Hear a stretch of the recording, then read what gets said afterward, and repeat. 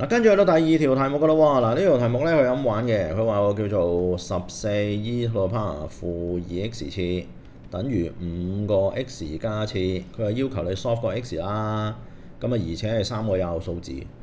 咁啊，凡係你見親個 x 擒咗上次方咧，你唔係用 log 咧，就用 ln 噶啦。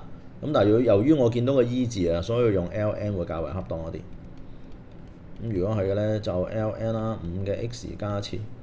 咁啊呢個變咗做 ln 14啦，就本來係加 ln e to the power 負 2x 次，但係 ln 同埋 e to the power 死對頭就食咗對方，變咗做咁樣嘅款。咁另外嗰嚿嘢咧就變咗 x 加1個 ln 5啦。